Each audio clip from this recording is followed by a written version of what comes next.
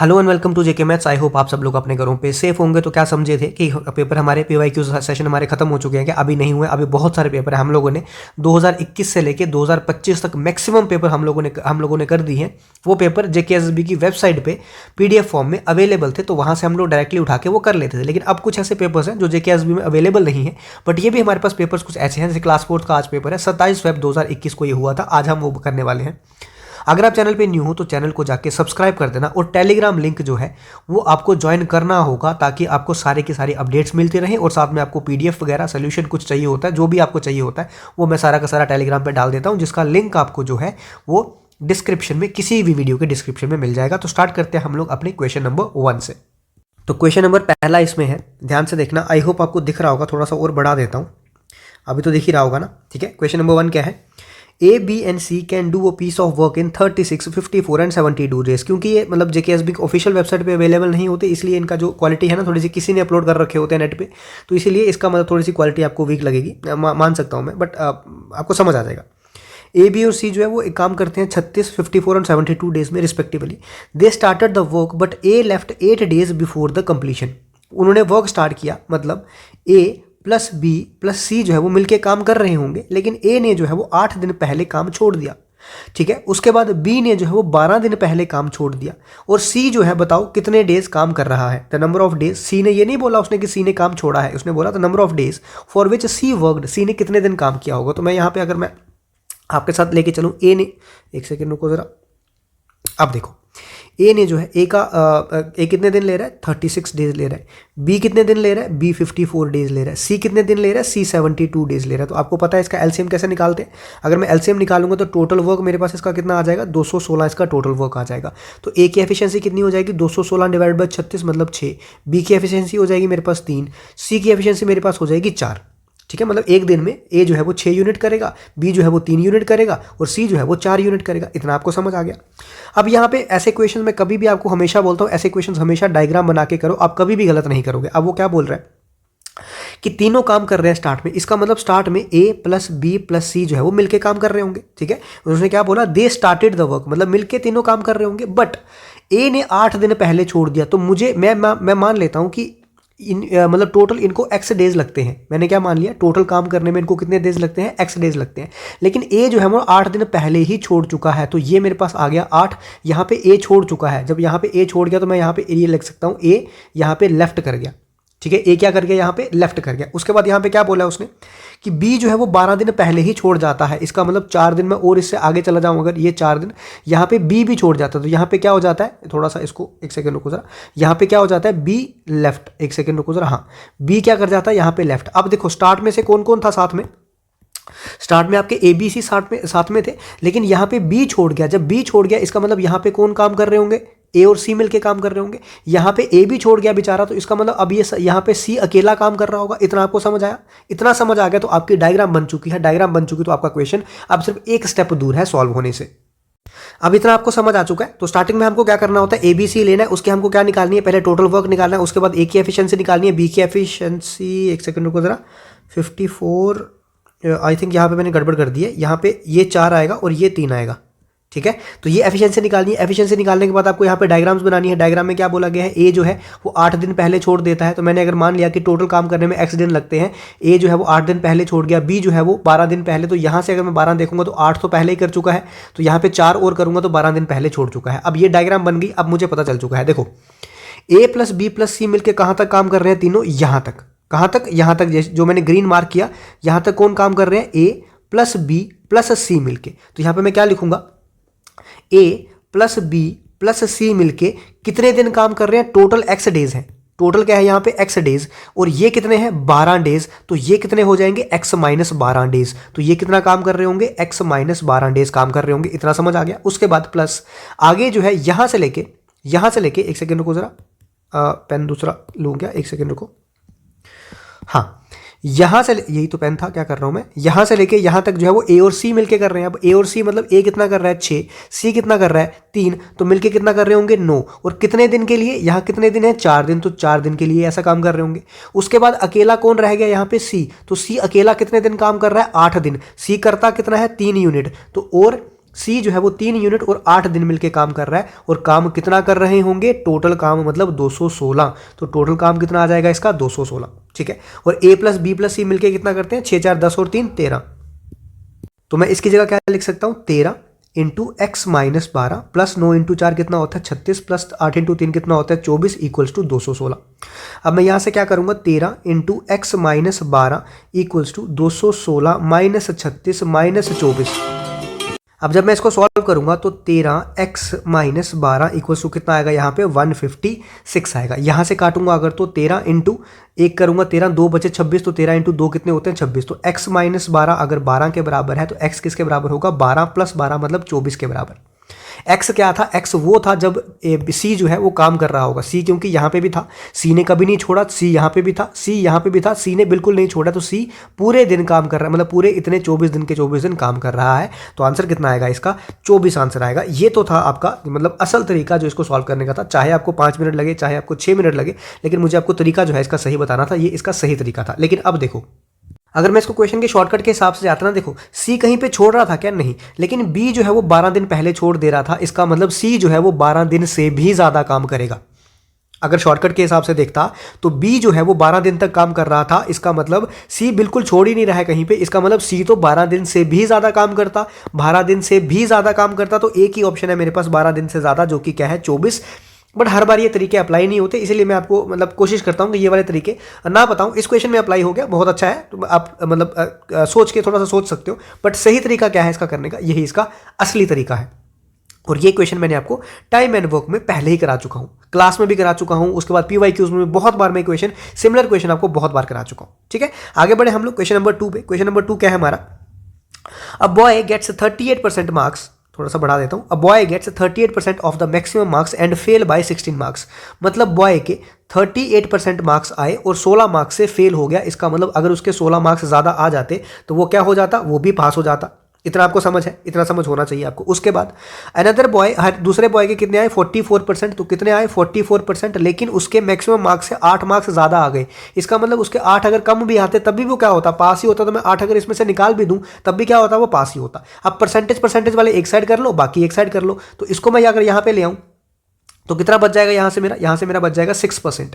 इसको मैं यहाँ पे ले आऊँ तो कितना बन जाएगा 24। तो 6% किसके बराबर है, 24 के बराबर। तो इसका मतलब 1% यहाँ से किसके बराबर होगा, 4 के बराबर होगा। इतना आपको समझ आया। आपको पूछा क्या गया है, what are the marks required to pass. Pass के लिए कितने मार्क्स चाहिए, तो पास के लिए या तो यहाँ से निकाल लो या तो यहाँ से निकालो, आपकी मर्जी है, ठीक है। तो पास के लिए मुझे 38% तो चाहिए ही चाहिए, साथ में मुझे 16 मार्क्स चाहिए। अब 4 मार्क्स 1% के बराबर है, तो 16 मार्क्स किसके बराबर होगा, 4% के बराबर होगा ना। 4 से 16 कैसे बना सकता हूँ, मल्टीप्लाई बाय 4 करके। तो यहाँ पे क्या करना पड़ेगा, मल्टीप्लाई बाय 4, मतलब 16 मार्क्स जो है वो 4% के बराबर है। तो यहाँ से पासिंग मार्क्स कितना आ जाएगा, 38% प्लस 4% और यानी कि 42% इसका क्या हो जाएगा, आंसर हो जाएगा। ऐसे आपको नहीं निकालना है अगर, तो आप इस तरीके से भी निकाल सकते हो। अब इसको इस तरीके से भी, यहाँ से भी मतलब 44% माइनस 8 करके भी निकाल सकते हो। अब 1% जो है हमारा 4 के बराबर है, तो 8 नंबर किसके बराबर होंगे, 2 के बराबर, 2% के बराबर। अगर 4 नंबर जो है वो 1% के बराबर है, तो 8 नंबर किसके बराबर होंगे, 2% के। तो 44% में से जब मैं 2% निकाल दूंगा तो कितना बचेगा, 42%। किसी भी तरीके से आप करना चाहो आप लोग कर सकते हो, मर्जी आपकी होती है इसमें, ठीक है। उसके बाद बढ़ता हूं मैं क्वेश्चन नंबर 3 पे। अब थोड़े से मक्खन वाले क्वेश्चन होंगे, मतलब मक्खन वाले तो नहीं है इतने, बट स्टिल मतलब आसान क्वेश्चन है थोड़े से। पहला ही क्वेश्चन थोड़ा सा टफ था, टफ तो नहीं बोलता था कि थोड़ा सा लेंदी था। In a class of 125 student 70 passed in mathematics. तो मतलब आपको पता है ये वैसा वाला क्वेश्चन है जिसमें हम ये 2 गोले बनाते हैं, वेन डायग्राम वाला, ठीक है। क्या बोल रहा है, आउट ऑफ 125 स्टूडेंट, टोटल 125 है, 70 मैथमेटिक्स में, यहाँ मैथमेटिक्स आ गया, यहाँ स्टैटिस्टिक्स आ गया। 30 जो है पहले मैं वो ढूंढता हूँ जो बीच वाले होंगे, 30 जो है वो दोनों में पास है, तो यहाँ पे क्या लिखूंगा 30। अब 70 कितने थे मैथ्स वाले, तो अगर 30 यहाँ पे पहले ही आ चुके हैं तो यहाँ पे कितने आएंगे 40। 55 थे स्टैटिस्टिक्स वाले, 30 यहाँ पे आ चुके हैं तो कितने बचेंगे यहाँ पे 25। तो ये मेरे पास बच्चे कितने आ गए टोटल, 40 और 30 कितना हो गया 70, 70 और ये कितना हो गया 20, 95 टोटल स्टूडेंट्स हो गए। है कितने थे 125। इसका मतलब बाकी ऐसे होंगे जो भी पास नहीं हुए होंगे। बाकी कितने बचे मेरे पास, 20 स्टूडेंट्स मेरे पास बचे जो कि पास नहीं हुए होंगे, वो मैंने यहाँ पे लिख दिया। बोला गया है what is the probability that a student selected at random from the class has passed in only one subject. Only one subject मतलब या तो सिर्फ क्या होगा, ध्यान से सुनना, या तो सिर्फ मैथ्स, इसमें ये बीच वाला नहीं आएगा, या तो सिर्फ मैथ्स या तो सिर्फ स्टैटिस्टिक्स। तो सिर्फ मैथ और सिर्फ स्टैटिस्टिक्स वाले कितने हैं, 40 + 25 कितने हैं, ये टोटल 65। तो हमारे पास फेवरेबल आउटकम्स कितने हैं, 65। पूछा क्या है, प्रोबेबिलिटी। तो 65 divided by total outcomes, total बच्चे कितने थे, 125। तो 65 डिवाइडेड बाय 125 कितना आ जाएगा, अगर मैं 5 से काटूं तो 5 × 13, 5 से काटूं तो 5 × 25, 13 डिवाइड बाय 25 इसका आंसर मतलब ए पार्ट आ जाएगा। अच्छा क्वेश्चन था, मतलब ठीक ठाक। वेन डायग्राम में इन्होंने प्रोबेबिलिटी दे दी है, ठीक है। तो वेन डायग्राम में भी प्रोबेबिलिटी आ सकती है, कुछ भी चांसेस है, कुछ भी तरीके आप ये अपना सकते हैं क्वेश्चन डालने में। क्वेश्चन नंबर 4 पे बढ़ूं, क्योंकि जब शिफ्ट में पेपर होता है ना तो उनके पास क्वेश्चन नहीं बचते हैं, तो उस केस में क्वेश्चन थोड़े से टफ आने लगते हैं। यहां पे भी क्या है, आसान सा क्वेश्चन है बिल्कुल। अ card is drawn from a pack of 100 cards numbered 1 to 100, 1 से लेके 100 तक हमारे पास नंबर कार्ड है। What is the probability that the square number is drawn, मतलब ऐसी कौन सी प्रोबेबिलिटी है कि स्क्वायर नंबर ड्रॉ होगा। स्क्वायर नंबर मतलब या तो 1 ड्रॉ होगा, या तो 4 ड्रॉ होगा, या तो 9 ड्रॉ होगा। क्यों, क्योंकि 1 क्या है, 1 का स्क्वायर, 4 क्या है, 2 का स्क्वायर, 9 क्या है, 3 का स्क्वायर। तो मतलब स्क्वायर नंबर ड्रॉ होगा। तो उसके बाद क्या ड्रॉ हो सकता है, 16, उसके बाद क्या हो सकता है 25, फिर 36, फिर 49, फिर 64, फिर 64 के आगे क्या आता है 81, फिर आ गया 100। तो कितने नंबर ड्रॉ हो सकते हैं, कितनी फेवरेबल आउटकम्स हो सकते हैं, 1 2 3 4 5 6 7 8 9 10। तो 10 फेवरेबल आउटकम्स हो सकते हैं, डिवाइडेड बाय टोटल कार्ड्स कितने 100, तो डिवाइडेड बाय टोटल आउटकम्स कितने हो गए 100, तो कितना हो जाएगा 1/10 इसका आंसर। आसान सा क्वेश्चन था, आई होप आपको समझ आया होगा। क्वेश्चन नंबर 5 पे बढ़ते हैं। सेशन पसंद आ रहा है, सेशन पसंद आ रहा है तो लाइक और शेयर जो है वो सेशन को कर देना और हाइप कर देना, क्योंकि बहुत सारे बच्चे ऐसे होते हैं जिनको ये सेशन नहीं मिल पाते और वो बहुत बहुत ढूंढते रहते हैं, सर ये वाला सेशन चाहिए, सर ये पेपर चाहिए। उनको फ्री ऑफ कॉस्ट नहीं मिलते हैं, कहीं पे भी मिलेंगे तो पेड में मिलेंगे, और पेड में भी ये मटेरियल उनको नहीं मिलेगा। तो हाइप करने से उन तक पहुंच सकती है ये वीडियो, ठीक है। बढ़ते हैं हम लोग क्वेश्चन नंबर अपने अगले पे। क्वेश्चन नंबर 5 क्या बोला गया है, अब देखो ऐसे क्वेश्चन करने का मेरे पास अलग तरीका है, आपके पास अलग होगा। देखो ध्यान से सुनना, सॉरी एक सेकेंड रुको जरा, एक सेकेंड, हाँ। The least number with which the least number which when divided by 12, 15, 20 और 54 leaves a remainder of 4 in each case। मतलब इनमें से कौन सा ऐसा लीस्ट नंबर है जिसको मैं क्या करूं, जिसको मैं डिवाइड करूंगा 15, 12, 20 और 54 से, 54 से, 54 से, ताकि वो रिमाइंडर क्या करे, 4 रिमाइंडर छोड़े हर एक केस में। 4 रिमाइंडर छोड़े क्या, हर एक केस में। तो सबसे पहले तो आपको यहां पे ये पता होना चाहिए कि भैया यहां पे 15 है ना, 15 है तो 15 या 5 से कोई भी नंबर जब डिवाइड हो जाता है टोटली, तो उसके लास्ट में या तो 0 होगा या तो 5 होगा। इतना समझ आपको है कि अगर 15 से कोई भी नंबर डिविजिबल हो जाएगा तो इसका मतलब उसके एंड में या तो 0 होगा या तो 5 होगा। मुझे बोला गया कि रिमाइंडर 4 आना चाहिए, तो अगर नंबर के एंडिंग में क्या होगा 0, तो रिमाइंडर 4 मतलब नंबर के एंडिंग में क्या होना चाहिए, इस केस में मेरे पास या तो 4 होना चाहिए या तो मेरे पास क्या होना चाहिए, 9। सर मुझे समझ नहीं आया, सर मुझे फिर से समझाओ। कोई इशू नहीं है। देखो अगर मैं बोलता हूं मेरे पास एक नंबर है 19 सॉरी कितना नंबर है 19, डिवाइड करना है मुझे किससे, 15 से। तो आपको पता है कि रिमाइंडर कितना आ रहा है 4। अब 4 रिमाइंडर कैसे आ रहा है, क्योंकि मैं इसको लिख सकता हूं 19 को 15 + 4 ऐसे लिख सकता हूं, या तो मेरे पास नंबर 24 होगा, अगर तब भी 15 से डिवाइड करूंगा, सॉरी 5 वाले नंबर से डिवाइड करूंगा तो मेरे पास कितना आएगा, तब भी मेरे पास 4 रिमाइंडर आएगा। ऐसा क्यों सर, ऐसा इसलिए क्योंकि जब मेरे पास 5 से कोई भी नंबर डिवाइड होता है, यहां पे तो 15 है, चलो छोड़ो, 5 से जब कोई भी नंबर डिवाइड होता है तो पूरा वो 5 से चला जाता है, जब उसके नंबर में लास्ट में क्या होता है 5 या फिर 0। तो रिमाइंडर अगर मुझे 4 चाहिए तो उसमें 4 मुझे क्या करना पड़ेगा, ऐड। तो रिमाइंडर अगर मतलब सॉरी नंबर के पीछे अगर 0 है और 4 रिमाइंडर ऐड करूंगा तो नंबर के पीछे क्या आना चाहिए, या तो 4 आना चाहिए या तो 9 आना चाहिए। अब पहला ऑप्शन तो मेरा कतई भी नहीं हो सकता, कतई भी नहीं हो सकता। क्यों, क्योंकि अगर मैं 4 इसमें से सब्ट्रैक्ट भी कर दूं 532, तो इसके लास्ट में क्या आ रहा है 2, तो 2 तो कभी भी मेरा 15 वाले नंबर से तो जा ही नहीं सकता, जिसके लास्ट में 5 है तो 2 वाला नंबर कभी भी ऐसा नहीं जा सकता। ये एक समझाने का तरीका था। आपको लग रहा होगा कि ये बहुत लेंथी हो रहा है सर, ये क्या कर रहे हो आप सर, 3 मिनट 4 मिनट आप इसी क्वेश्चन में ले जा रहे हो। ये मैं आपको समझा रहा हूं, अगर मुझे क्वेश्चन करना है तो मैं आपको डायरेक्टली बता सकता हूं। अब मुझे डायरेक्टली आपको बताना है तो मैं क्या करूंगा, मैं बोलूंगा कि लिस्ट नंबर निकालना है आपको, आप निकालो इनका एलसीएम, 12, 15, 20 और 54 का एलसीएम निकाल लो। जब आप एलसीएम निकालोगे आपके पास आंसर आएगा 540, लेकिन आपको 4 रिमाइंडर चाहिए, तो इसका मतलब नंबर क्या होना चाहिए, 544 होना चाहिए। तो ये मेरे पास लिस्ट नंबर आ गया। अगर इस तरीके से करना है तब भी मुझे कोई इशू नहीं है, लेकिन मैं इस तरीके से नहीं पढ़ाता हूं। मेरा पढ़ाने का यही तरीका है कि मुझे आपको जड़ से निकाल के लाना है आपको, कि डाउट आपका कहां पे है, जड़ आपकी कहां पे खराब है, कौन खराब उसको कर रहा है, क्या उसको पानी नहीं मिला है या उसको खाद नहीं मिली है, क्या नहीं मिला है, मुझे उस जड़ को पकड़ना है।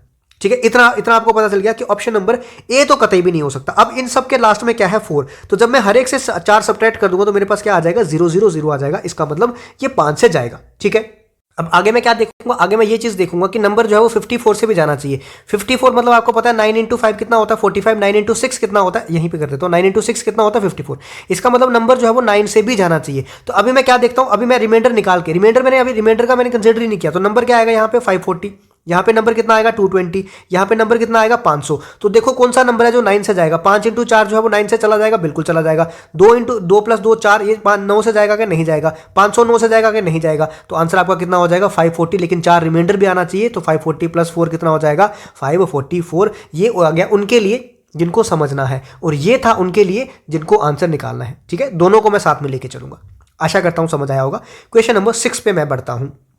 क्वेश्चन नंबर 6 क्या बोल रहा है, अब देखो मेरे साथ ये बहस मत करना कि सर हर बार आप शॉर्टकट बताते हो या फिर हर बार आप लॉन्ग कट बताते हो, हमें चाहिए सारा शॉर्टकट, हमें चाहिए सारा लॉन्ग कट। तो मैं उनके हिसाब से नहीं चल सकता, मुझे सब बच्चों को साथ में लेके चलना है।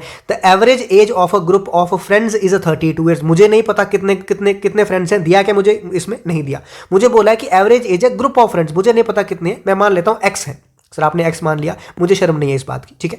एक्स मैंने मान लिया, ग्रुप ऑफ फ्रेंड्स कितने हैं मेरे पास एक्स, और उनकी एवरेज एज कितनी है 32। तो अगर मैं सम देखूं इनका तो कितना हो जाएगा 32x हो जाएगा। इतना समझ आया, हाँ सर आ गया। One more friend of age 25 joined the group. एक और बंदा आ गया उसमें, 32x पहले सम था, एक और बंदा आ गया, तो अब सम कितना हो गया, क्योंकि उसकी 25 एज थी, तो अब सम कितना हो जाएगा ये। उसके बाद उसने बोला है how many friends are there in the group now if the sum of their ages is 249। ये जो मेरा सम आया, मतलब अब वो बोल रहे हैं कि ये सम किसके बराबर आया है 249 के बराबर। तो बताओ कितने बंदे होंगे। तो यहां से मेरा एग्जैक्टली 32x किसके बराबर आ जाएगा 249 माइनस 24, तो आ जाएगा 224 के बराबर। तो जब मैं इसको कट करूंगा तो x जाएगा मेरा 7 से। तो क्या सर 7 बंदे होंगे, 7 तो सर ऑप्शन में ही नहीं है सर, आपका हो गया गलत। लेकिन क्वेश्चन में पूछो ना, देखो ना क्या पूछा है, उसने पूछा है how many friends are there in the group now. अब कितने बंदे होंगे, ये 7 आए, पहले कितने बंदे थे, एक और आया ना 25 वाला, तो अब कितने बंदे हो जाएंगे, अब बंदे हो जाएंगे 9 बंदे, कितने हो जाएंगे 7 प्लस 1 मतलब 8 बंदे हो जाएंगे। गलती के चांसेस इसमें बहुत ज्यादा थे। अगर इसमें ऑप्शन 7 दे दिया होता ना एक, तो आधे बच्चे 90% बच्चा यहां पे 7 मार्क करके आता। समझ आ गया आपको। क्वेश्चन नंबर 7 पे मैं चलूं। अब यहां पे गलती के चांसेस, 7 क्वेश्चन में गलती के चांसेस है 99%। कितने 99%, और मैं आपको गलती करके दिखाऊंगा अभी पहले। The walls and the roof of a room 10 feet in length, 8 feet in width, 10 feet in height is to be painted. How much will it cost at 5 per square feet. मतलब हमको क्या करना है, एक रूम है मेरे पास, walls है, room है इतना 10 फीट 8 फीट और 10 फीट का, उसको मुझे क्या करना है पेंट करना है। तो बताओ मुझे कितने पैसे लगेंगे अगर 1 स्क्वायर फीट का 5 रुपए है। सर ये क्या बकवास सा क्वेश्चन है सर, मुझे पता है कि मुझे क्या निकालना होता है सर, एरिया। तो ये किस फॉर्म में है सर, ये क्यूबॉइड फॉर्म में है। तो क्यूबॉइड फॉर्म में तो मुझे पता है क्यूबॉइड का एरिया कितना होता है 2 into LB plus BH plus HL, ये मेरे पास एरिया है। अब जितना एरिया आएगा उसको मुझे किससे मल्टीप्लाई कर देना है, एक मतलब 1 स्क्वायर फीट का कितना कॉस्ट है उससे मल्टीप्लाई कर देना। सर जो भी आएगा आंसर, सर यही मेरा आंसर होगा। बिल्कुल सही बोले आप। तो मैं आंसर अगर निकालूं इसका तो 2 टाइम्स अगर मैं करूंगा, L इंटू बी क्या होता है, L इंटू बी क्या है 10 इंटू 8 80, B इंटू एच मतलब 8 इंटू 10 दोबारा कितना हो जाएगा 80, H इंटू L मतलब 10 इंटू 10 कितना हो जाएगा 100। तो ये कितना आ गया, ये इंटू 5। अब यहां से 80 और 80 160, 160 और 100 कितना हो जाएगा 260। तो 2 इंटू 260 इंटू 5। अब कुछ मतलब शरारती तत्व क्या करेंगे, 260 को 2 से मल्टीप्लाई करने लगेंगे। अरे बेवकूफ हो, नहीं सॉरी मैं बेवकूफ हूं। ये दिख रहा है ना आपको 5 इंटू 2, तो डायरेक्टली 5 इंटू 2 10 होता है ना, तो 260 इंटू 10 कितना हो जाएगा 2600 हो जाएगा। सर आंसर तो है ही नहीं। अब क्या करें सर, अब तो फंस गए। अगर ऑप्शन यहां पे 2600 होता सर हम तब भी फंस गए थे। क्यों, क्योंकि हम यही मार्क करते।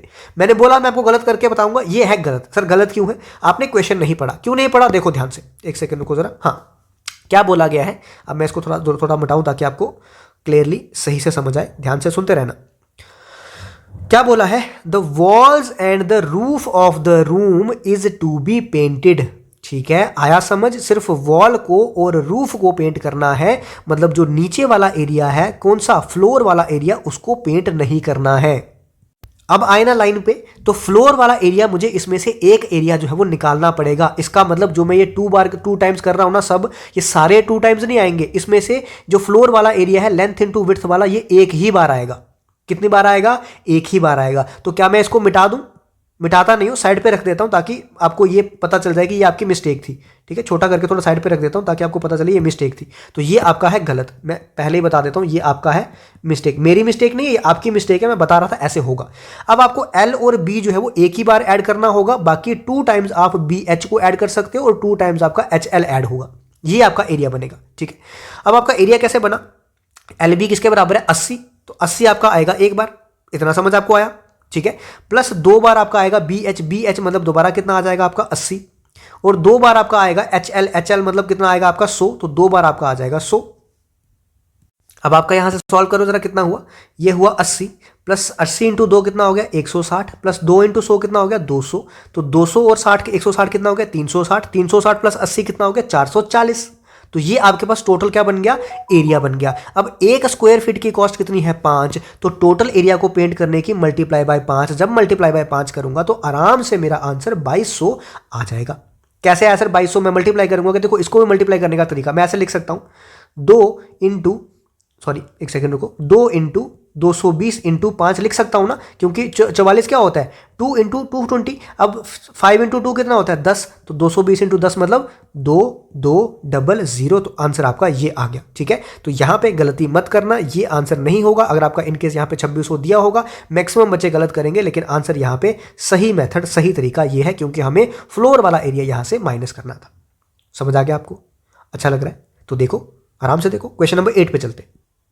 क्वेश्चन नंबर 8 क्या बोल रहा है, which number must be added to each of the numbers 7 and 13, मतलब इनमें कोई हमको नंबर ऐड करना है दोनों में, लेकिन एक ही नंबर ऐड करना है। मतलब अगर मैं 7 में x ऐड कर रहा हूं तो 13 में भी मुझे क्या ही ऐड करना पड़ेगा, x ऐड करना पड़ेगा। तो क्या इन दोनों में मैं सेम क्या नंबर ऐसा ऐड करूं ताकि इनकी जो रेशो निकल के आए वो कितनी आए 2:3। तो दो तरीके हैं, एक तो सॉल्व कर लो मतलब क्रॉस मल्टीप्लाई कर लो। तो क्या करूंगा 21 प्लस 3x इक्वल्स टू ये आ जाएगा 26 प्लस 2x, यहां से ये इधर आ गया तो ये कितना बन जाएगा x इक्वल्स टू 26 माइनस 21 मतलब 5। एक तरीका तो आपका ये हो गया।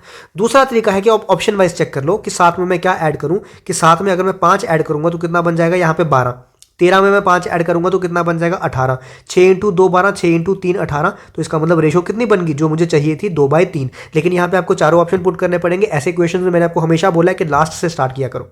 ठीक है, बाकी दूसरा तरीका आपका ये भी तो है।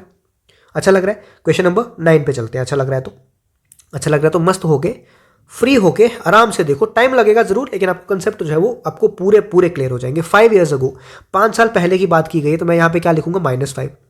भारतीज mother was 3 times as old as Bharati. तो यहाँ पे एक सेकंड को, ये मैं -5 लिख लिया, ये मैंने लिख लिया भारती, ये मैंने लिख लिया भारती की मदर। 5 साल पहले भारती की मदर जो थी वो 3 times थी भारती से। तो अगर भारती 1 थी 5 साल पहले तो भारती की मदर कितनी होगी 3 होगी। इतना समझ आया। आफ्टर 6 years, तो +6 लिख रहा हूं। आफ्टर 6 years क्या हुआ, she will be twice as old as Bharti, मतलब 6 years के बाद अगर भारती 1 है तो ये कितनी बन जाएगी ट्वाइस बन जाएगी। अब आपको पता है रेशो क्या होनी चाहिए सेम। अगर यहाँ पे कुछ डिक्रीज हो रहा है तो यहाँ पे भी डिक्रीज होना चाहिए था, या अगर यहाँ पे इंक्रीज हो रहा है तो यहाँ पे भी इंक्रीज होना चाहिए था, लेकिन डिफरेंस यहाँ पे सेम नहीं है। तो मुझे क्या करना है, जो ऊपर डिफरेंस है, ऊपर कितना डिफरेंस है 1 और 3 में 2 का डिफरेंस, तो मुझे नीचे मल्टीप्लाई करना पड़ेगा। तो जब मल्टीप्लाई करूंगा तो 1 इंटू 2, 2 इंटू 2, तो अब ये रेशो मेरे पास क्या बन जाएगी, ये बन जाएगा 2, ये बन जाएगा 4। अब देखो यहाँ पे भी 1 का इंक्रीज है, यहाँ पे भी 1 का इंक्रीज है, इसका मतलब रेशो जो है वो हमारी सेम हो गई। अब ये 1 का इंक्रीज जो है, एक रेशो जो है वो कितने साल के बराबर है -5 और +6। -5 से अगर मुझे +6 तक आना है तो कितना आना पड़ेगा 11 साल। सर ऐसा कैसे हो गया, सर ये क्या बकवास कर रहे हो सर आप, ऐसा कैसे हो जाएगा। देखो ये 0 है मेरा, ये -1 है, ये -2 है, ये -3 है, ये -4 है, ये -6 है। तो पहले मुझे 6 तक जाना है। 6 तक जाने के लिए मुझे -5 से पहले यहाँ पे तो आना पड़ेगा ना। तो 1 2 3 4 5 तक, तो मतलब 5 स्टेप काउंट करूंगा तो यहाँ आऊंगा। उसके बाद फिर मुझे 6 पे जाना है तो 6 स्टेप और आगे काउंट करूंगा। तो एक रेशो जो है वो किसके बराबर है 11 के बराबर है। मुझे पूछा है भारती की मदर की किसकी प्रेजेंट एज पूछी है, present age of Bharti, sorry Bharti की प्रेजेंट एज। तो एक रेशो मेरे पास 11 आ गई। इसका मतलब मैं यहां से भी जा सकता हूं, मैं यहां से भी जा सकता हूं, मर्जी आपकी है। एक रेशो 11 है तो एक रेशो ये किसको बताता है 5 साल पहले। इसका मतलब 5 years अगो भारती की एज कितनी हो जाएगी, एक रेशो थी ना, एक रेशो मतलब 11 साल, लेकिन उसने प्रेजेंट पूछा है, ये है 5 साल अगो की। तो प्रेजेंट एज कितनी हो जाएगी 11 + 5, क्योंकि 5 साल बाद 5 साल बढ़ जाएगी ना, तो कितनी हो जाएगी 16 साल हो जाएगी। तो आंसर इसका क्या हो जाएगा डी पार्ट हो जाएगा। आशा करता हूं आपको समझ आया होगा, आ ही रहा होगा तभी तो आप बने हो। ठीक है, नेक्स्ट क्वेश्चन पे मैं अगर बढ़ूँ, क्वेश्चन नंबर 10 पे बढ़ूँ, अच्छा क्वेश्चन है, ये भी आसान सा क्वेश्चन है। A cuboid whose length is equal to its width, मतलब लेंथ जो है वो किसके बराबर है, विड्थ के बराबर है, बिल्कुल सही बात। और वॉल्यूम उसका है 24 क्यूबिक फीट। वॉल्यूम होता है लेंथ इंटू विड्थ, विड्थ मतलब लेंथ के बराबर ही है, इंटू हाइट, हाइट मुझे दिया आगे, height of the cuboid is 1.5 ये दी है, और टोटल वॉल्यूम मुझे दिया है कितना, 24 के बराबर ये दे रखा है। मुझे बोला है लेंथ निकालो, क्या बकवास सा क्वेश्चन है। तो मैं करूंगा लेंथ इंटू 15 डिवाइडेड बाय 10 है, तो 15 को मैं ऐसा लिख सकता हूँ, सॉरी लिखना क्यों, ऐसे कर देता हूँ, 15 5 इंटू 3 15, 5 इंटू 2 10, और यहाँ पे क्या है 24। ठीक है। अब कुछ बच्चों का सवाल था कि यहाँ पे सर ये कब कटता है, यहाँ से मैं यहाँ कब काटता हूँ, कब नहीं करता। देखो यहाँ पे जब मल्टीप्लिकेशन है ना ऊपर, तो मैं डायरेक्टली इस तरफ वाला इस तरफ से काट सकता हूँ। अगर मेरा यहाँ पे कहीं प्लस हो जाता तो मैं यहाँ पे नहीं काट सकता था। तो अगर मल्टीप्लिकेशन है तो मैं काट सकता हूँ 3 इंटू 1, 3 इंटू 8 कितना हो गया मेरे पास 24। तो एल इंटू एल मतलब 8 इंटू 2 कितना हो गया 16। तो एल स्क्वायर अगर 16 है तो एल कितना हो जाएगा 4। तो आंसर कितना हो जाएगा इसका 4 फीट, इसका आंसर हो जाएगा लेंथ का। आशा करता हूँ ये भी आपको समझ आया होगा। क्वेश्चन नंबर 11 पे बढ़ते हैं। अब ये 11th क्वेश्चन थोड़ा सा धुंधला था, तो मुझे लग रहा है कि मैंने अच्छा किया आपके लिए ऊपर अलग से लिख दिया। ध्यान से सुनना क्वेश्चन को, अच्छा क्वेश्चन है। The average age of 4 successive odd numbers is 34। बहुत सारे बच्चों का इस क्वेश्चन के लिए मुझे डाउट आता है कि सर क्या दिया हुआ है, average age of 4 successive odd number. So sir मैं ऐसा लिख सकता हूँ, पहला मेरा ऑड नंबर है x, बिल्कुल लिख सकते हो सर। दूसरा हो जाएगा मेरे पास x+2, बिल्कुल सही बात। तीसरा हो जाएगा सर x+4, और चौथा हो जाएगा x+6। तो सर इसकी एवरेज मुझे दी है कितनी 34, मैंने बोला बिल्कुल सही बोला। उसके बाद सर हम क्या करते हैं, इसकी एवरेज मतलब इनका मुझे क्या करना पड़ेगा, सम डिवाइडेड बाय कितने नंबर हैं ये, सर ये 4 है, इनकी एवरेज किसके बराबर दी है 34 के बराबर दी है, जो कि बिल्कुल सही बात है आपकी। अब सर 1 2 3 4, तो सर कितना आ जाएगा 4x, 2 4 6 और 6 कितना हो जाएगा 12। तो 4x + 12 divided by 4 equals to 34 हो जाएगा सर, बिल्कुल सही बात बोली आपने। उसके बाद सर अगर मैं इसमें से 4 कॉमन ले लूँ तो मेरे पास ये x+3 बचेगा, हाँ सर बिल्कुल सही बात है। तो डिवाइड बाय 4 इक्वल्स टू कितना हो जाएगा 34 हो जाएगा। ठीक है। अब सर ये 4 और 4 हो गया कैंसिल, तो x+3 अगर मेरे पास 34 के बराबर है तो x कितना आ जाएगा 34 - 3 मतलब 31 के बराबर। तो सर मेरा स्मॉलेस्ट पूछा हुआ है, स्मॉलेस्ट ऑफ दीज नंबर्स, तो स्मॉलेस्ट कितना हो जाएगा, स्मॉलेस्ट x ही तो है, तो x मेरा कितना आ जाएगा सर 31। बिल्कुल सही बात है, आप चाहो तो इस तरीके से कर सकते हो, मैंने कभी आपको नहीं रोका है, बहुत अच्छा तरीका है, बहुत अच्छा है। लेकिन मैं आपको क्या बता रहा हूँ, 4 सक्सेसिव ऑड नंबर्स है, मतलब 1 2 3 4, ये 4 सक्सेसिव आपके पास क्या आ गए ऑड नंबर्स आ गए। इनकी कुछ एवरेज दी है, ठीक है, इनकी क्या दी है एवरेज। तो आपको पता है 4 की एवरेज इनके बीच में लाई करेगी, मतलब यहां कहीं लाई करेगी, इसका मतलब एवरेज कितनी दी है 34। अब आपके पास है कैसे नंबर है ऑड नंबर्स, तो यहां पे कौन सा नंबर होगा 33, यहां पे कौन सा नंबर होगा 35। अब 33 से नीचे छोटा और कौन सा ऑड नंबर आएगा 31, 35 से ऊपर और कौन सा ऑड नंबर आएगा 37। तो यहां पे आपको कुछ भी पूछा होता ना, स्मॉलेस्ट पूछा होता, लार्जेस्ट पूछा होता, सेकंड लार्जेस्ट पूछा होता, सेकंड स्मॉलेस्ट पूछा होगा, कुछ भी पूछा होगा, आपको आराम से आप यहां से निकाल सकते हो। बाकी ये मेथड तो बेस्ट है ही है। ठीक है, आगे बढ़ते हैं क्वेश्चन नंबर 12 पे। अगेन क्वेश्चन में थोड़ा सा धुंधलापन है तो मैंने आपको लिख दिया।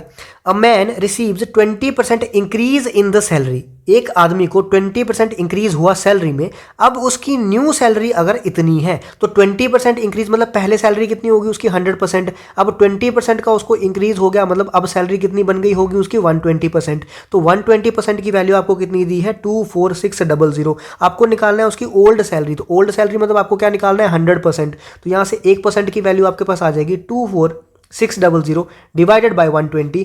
तो 100% की वैल्यू कितनी आ जाएगी 24600 डिवाइडेड बाय 120 मल्टीप्लाई बाय 100। तो यहाँ से अगर मैं करूँगा ये 0 से 0 कैंसिल, 12 से करूँगा 12 × 2 24, 12 × 5 60 होता है, लेकिन दोनों बार 2 2 काट रहे हैं तो बीच में क्या आएगा 0। तो 20500 इसका आंसर होगा, जहाँ पे भी ऑप्शन है 20500 बी पार्ट इसका आंसर होगा। ठीक है, समझ आ गया आपको, अच्छा लग रहा है तो सेशन को लाइक और शेयर कर दिया करो। Question number 13। क्वेश्चन नंबर 13 क्या बोला है, अच्छा क्वेश्चन है ये भी, बहुत ज़्यादा गलती के चांसेस होंगे। The length of the room is 15 metre and its width is doubled its height. Length कितनी दी है, लेंथ दी है 15 मीटर और बोला गया है विड्थ जो है वो डबल्ड इट्स हाइट, मतलब width equals to 2 times h होगा। If the area of the 4 walls of the room is 250। यहाँ पे है कंफ्यूजन के चांसेस। क्या दिया है एरिया ऑफ, एक सेकेंड, एरिया ऑफ 4 वॉल्स आपको दे रखा है कितना 250 दे रखा है। ठीक है सर, समझ आ गया हमको, इतना तो समझ आता ही है। मुझे निकालना है विड्थ ऑफ द रूम। अब सर मुझे पता चल गया कि मुझे कहीं ना कहीं एरिया ऑफ 4 वॉल्स यूज़ करना होगा, जो मैं फॉर्मूला जो है वो भूल चुका हूँ। तो एरिया ऑफ 4 वॉल्स में ये हमारे पास क्या है क्यूबॉइड होता है, अब अपने आसपास जहाँ पे बैठे हो रूम को देख लो, तो एरिया ऑफ 4 वॉल्स में आपको क्या करना होता है, ये जो ऊपर वाला फ्लोर है उसको छोड़, ऊपर वाला फ्लोर बोल रहा हूँ, ऊपर वाला छत है जो आपका रूफ है उसको छोड़ देना है, और जो आपका नीचे वाला फ्लोर है उसको आपको छोड़ देना है। ठीक है, आपके पास 4 वॉल्स बचेंगी, एक सामने वाली, एक पीछे वाली, एक साइड वाली, एक इस साइड वाली, तो 4 वॉल्स बचेंगी। इसका आपको एरिया निकालना है। तो इसका मतलब आपको जो लेंथ इंटू विड्थ है ना, ये ऊपर वाली, ये क्या कैसे बनेगा, ये लेंथ होगी और ये क्या होगी, विड्थ। तो इसका मतलब लेंथ और विड्थ वाला एक एरिया आपको यहाँ से निकालना पड़ेगा। ये क्या है, लेंथ, और ये क्या है, विड्थ, और लेंथ और विड्थ वाला एक एरिया आपको नीचे से निकालना पड़ेगा। इसका मतलब एरिया होता किसके बराबर है मेरे पास, एरिया होता है 2 इंटू एल बी, या मैं ऐसे लिखता हूं 2LB plus 2BH plus 2HL, ये मेरे पास एरिया होता है टोटल। लेकिन 4 वॉल्स में जो ये 2LB है वो आपके निकल जाएंगे, तो 4 वॉल्स में आपका ये पोर्शन इंक्लूड नहीं होगा। तो एरिया क्या बनेगा, 2 into BH plus 2 into HL equals to 250 के बराबर। इतना समझ आपको आ चुका होगा। अब मैं वैल्यू पुट करता हूं, मुझे निकालना क्या है, पहले ये देखो, मुझे विड्थ निकालनी है, तो मुझे विड्थ को कहीं भी शिफ्ट वगैरह नहीं करना है। तो 2 इंटू विड्थ को वैसा कि वैसा रखूंगा। Width equals to twice height है, तो हाइट किसके बराबर हो जाएगी, यहां से मैं निकालूं अगर हाइट इक्वल्स टू b/2 हो जाएगी, तो हाइट की जगह मैं क्या लिखूंगा, b/2 लिखूंगा। प्लस 2 इंटू एच है, एच की जगह क्या लिखूंगा, अगेन b/2, और लेंथ मुझे दे रखी है कितनी है, 15, तो इसकी जगह 15 इक्वल्स टू 250 के बराबर। तो ये 2 से, ये 2 से कैंसिल। अब सर मेरे पास क्या बचा, ध्यान से देखना, मेरे पास बचा sir b² plus 15b equals to 250। अरे सर क्या कर रहे हो, इतना आसान सा सर क्वेश्चन था, कहाँ फंसा दिया इसने आगे जाके मुझे क्वाड्रेटिक इक्वेशन में। अब तो सर मुझे क्वाड्रेटिक इक्वेशन सॉल्व करनी पड़ेगी। बिल्कुल सही बात है, करनी पड़ेगी, और कोई ऑप्शन आपके पास है नहीं, लेकिन एक ऑप्शन है। क्या ऑप्शन है, आप यहां से ना वैल्यू पुट करके देख सकते हो b की, कि किस वैल्यू के लिए ये इक्वेशन जो है वो सेटिस्फाई होती है। जैसे मैं 5 मान लेता हूं, तो 5 मानूंगा तो b² कितना आ जाएगा, 25। 15 इंटू 5 कितना होता है, 75। तो क्या ये 250 बनेगा, नहीं बनेगा, तो इसका मतलब 5 नहीं हो सकता। सिमिलरली अगर मैं 8 मानूंगा तब भी नहीं हो सकता। सिमिलरली जब मैं 10 मानूंगा, तो 10 इंटू 10 कितना होता है, 100। 10 इंटू 15 कितना होता है, 150। तो ये कितना बनेगा, 250। तो आपकी इक्वेशन सेटिस्फाई होगी इस पे, 10 पे। नहीं तो आपको क्या करना पड़ेगा, वही क्वाड्रेटिक इक्वेशन सॉल्व करनी है। क्वाड्रेटिक इक्वेशन सॉल्व करके आपका आंसर आराम से आ जाएगा। ठीक है, समझ आई आपको। आगे बढ़ूं, क्वेश्चन नंबर 14 पे मैं चलता हूं।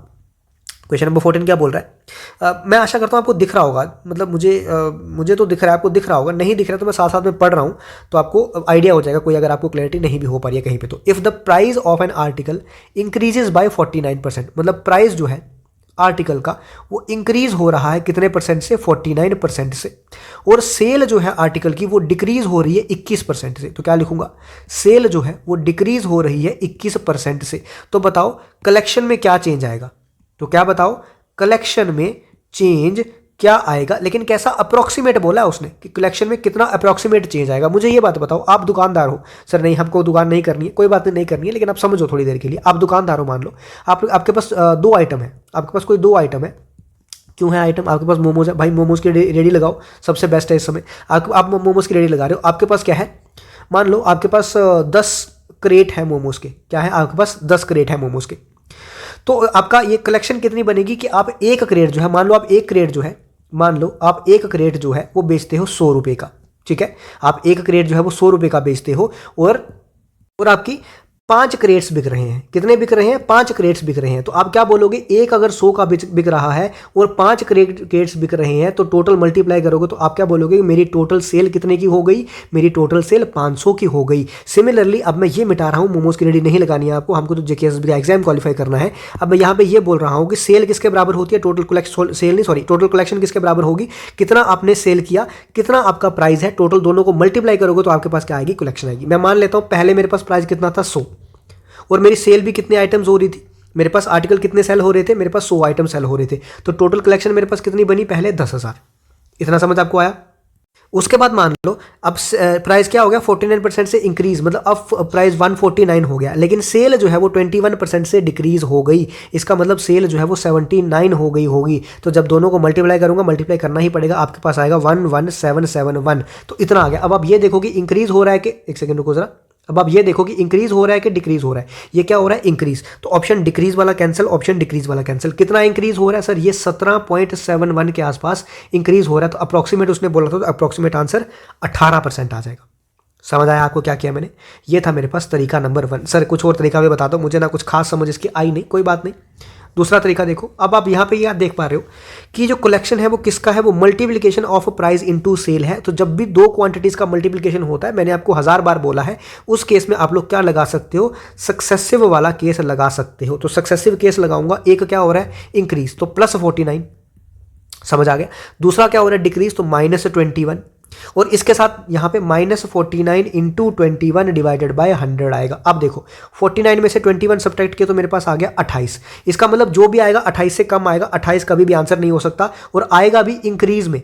क्यों? क्योंकि मेरे पास 28 वाली वैल्यू पॉजिटिव है, यहाँ पे जो छोटी वैल्यू आएगी तो मेरे पास एक ही आंसर बनेगा जो कि है 18% इंक्रीज। ऐसा नहीं करना है, टोटल आपको मल्टीप्लाई करना ही है अगर, तो इस 49 को मैं अप्रॉक्सीमेट क्योंकि मुझे बोला है तो 49 को मैं क्या ले लेता हूँ 50, 21 में क्या क्या ले लेता हूँ 20, तो डिवाइडेड बाई करूंगा 100, 2 0 से 2 0 कैंसिल, तो ये आएगा 28 - 10 जो कि आएगा 18% इंक्रीज, तब भी आपका ये आंसर आएगा। समझ आ गया आपको? अब तो समझ आई होगी। ये मेथड नंबर आपका क्या है 2। जैसा आपको सही लगे, जो आपका मन करे, जैसा करे वैसा करना, ठीक है। और मैं मतलब आपका टाइम वेस्ट नहीं करूंगा क्योंकि 40 क्वेश्चन है। अब टाइम चाहे मुझे 1.5 घंटा 2 घंटा लग जाए, बट मैं कोशिश करूंगा आपको एक ही सेशन में कंप्लीट करने की, वरना मैं चाहता तो 3 सेशन ला सकता हूं, आपका टाइम वेस्ट 3 दिन कर सकता हूं, बट एक ही सेशन में कंप्लीट करूंगा। Question number 15। क्वेश्चन नंबर 15 बहुत ही जबरदस्त क्वेश्चन है। क्वेश्चन क्या है देखो, the average weight of 8 boxes is increased by 2.5 kg। ये कितना लिखा है? 2.5 kg लिखा है। एवरेज वेट जो है वो 8 बॉक्सेस का वो 2.5 kg से इंक्रीज हो जाता है जब some goods are added to one of the boxes. मतलब ये मेरे पास कितने बॉक्सेस हैं? ये मेरे पास 8 बॉक्सेस हैं मान लो, ठीक है। क्या है मेरे पास? ये 8 बॉक्सेस हैं मान लो। वो बोल रहा है या बोल रही है कि टोटल एवरेज, टोटल नहीं बोला उसने, बोला एवरेज वेट जो है वो 2.5 kg से इंक्रीज हो जाता है। तो अगर एवरेज इंक्रीज हो रहा है तो टोटल कितना इंक्रीज हो रहा होगा? बॉक्सेस कितने हैं? 8। एक का मतलब एवरेज जो है अगर वो 2.5 इंक्रीज हो रहा है तो टोटल इंक्रीज कितना हो रहा होगा? 8 इंटू 2.5 कितना होता है? 20 kg ओवरऑल इंक्रीज हो रहा होगा। तो अगर 20 kg ओवरऑल इंक्रीज हो रहा है, इसका मतलब 20 kg ही तो ऐड कर रहे होंगे। समझे? बबलू क्या बोलते हैं, जो भी होता है, ठीक है। समझे बुद्धू बबलू जो भी होता है, तो ठीक है। इसका मतलब कि 20 kg ही तो ऐड कर रहे होंगे किसी एक बॉक्स में, तभी तो मेरे पास ओवरऑल इंक्रीज कितना हो रहा है? 20 kg। समझ आया? तो वही बोल रहा है कि वेट जो है, weight of goods added to this box, इस बॉक्स में कितना इंक्रीज किया होगा आपने, कितना वेट ऐड किया होगा? 20 kg ऐड किया होगा, ठीक है। क्योंकि जब मैं 20 kg ऐड करूंगा 8 बॉक्सेस में, तभी तो मेरा 2.5 kg इंक्रीज आएगा। समझ आई? क्वेश्चन नंबर 15 का आंसर नंबर सी पार्ट हो जाएगा। आशा करता हूं समझ आई होगी। क्वेश्चन नंबर 16 पे मैं मूव करता हूं। रुको जरा एक सेकेंड। दिख रहा है ना क्वेश्चन आपको? आशा करता हूं दिख रहा होगा। देखो, डायलिंग अ टेलीफोन नंबर, अच्छा क्वेश्चन है। An old person forgets last 3 digits. कोई बुरा आदमी है बेचारा मेरे जैसा, वो लास्ट के 3 डिजिट जो है वो भूल जाता है फोन नंबर के। रिमेंबरिंग ओनली दैट, उसको इतना ही याद है सिर्फ, remembering only that these digits are, ऐसा होना चाहिए था, दीज डिजिट्स आर डिफरेंट, ठीक है। Remembering only that these digits are different, he dialled at random. मतलब उसको सिर्फ इतना याद है कि ये डिजिट्स क्या है? डिफरेंट है। डिफरेंट मतलब अगर यहाँ पे 2 है तो यहाँ पे 2 नहीं हो सकता, अगर यहाँ पे 3 होगा तो यहाँ पे 3 नहीं हो सकता। ये तीनों के तीनों डिजिट्स क्या है? डिफरेंट है। ही डायल्ड एट रैंडम, उसने एक नंबर रैंडमली डायल किया, मान लो, मतलब उसने 1 2 3 यहाँ पे रख लिया, कुछ रैंडमली डायल किया, तो क्या चांसेस हैं कि वो करेक्ट होगा? सर हम तो फंस गए। फंसना तो है ही, क्योंकि आप लोगों ने प्रोबेबिलिटी जब मैंने पढ़ाया था वो नहीं पढ़ा होगा। उसका पहला जो लेक्चर है उसमें मैंने बताया है आपको परम्यूटेशन एंड कॉम्बिनेशन वाला, तो यहाँ पे लगेगा आपका कॉम्बिनेशन। अब कॉम्बिनेशन आपको पता है कि अब आप क्या बोलोगे? गलती के चांसेस, सर 3 डिजिट नंबर होगा ना, ये 3 डिजिट नंबर है सर, यहाँ पे 0 कभी नहीं आ सकता। मैं बोलूंगा सर क्यों?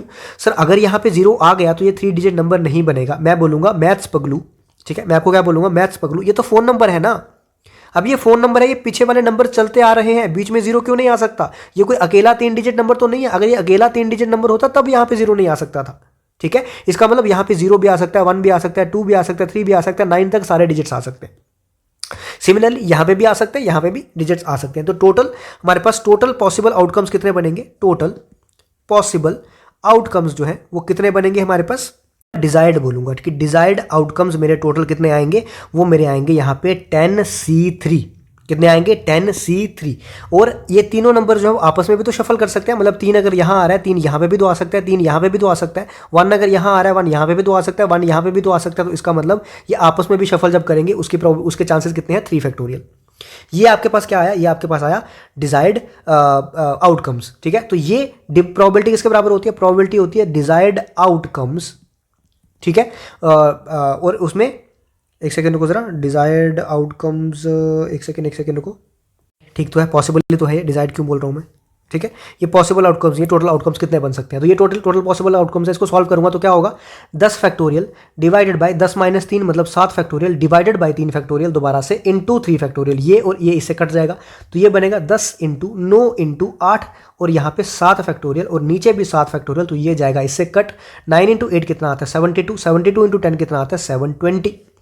अब जब वो नंबर डायल करेगा वो एक ही तो नंबर होगा, ठीक है, कोई एक ही तो नंबर, मतलब एक रैंडम नंबर डायल करना है, एक ही तो नंबर होगा, तो डिजायर्ड आउटकम्स हमारे पास क्या है 1, टोटल आउटकम्स कितने आ गए मेरे पास 720, तो प्रोबेबिलिटी कितनी हो जाएगी, ठीक है, प्रोबेबिलिटी कितनी हो जाएगी, चांसेस कितने हो जाएंगे मेरे पास 1 आउट ऑफ 720, तो क्या आंसर आएगा इसका B part, 1 out of 720 chances होंगे कि मेरा नंबर जो है वो करेक्ट मिल जाए।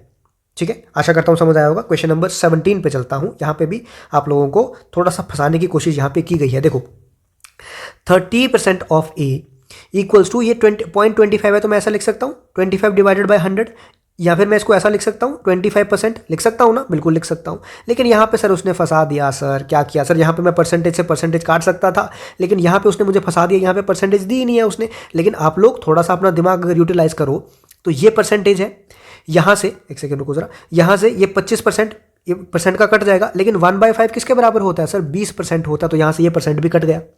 समझ आया आपको, थोड़ा सा दिमाग आपको इस्तेमाल करना पड़ेगा, तो आपके पास बचेगा 30A equals to 25B equals to 20C।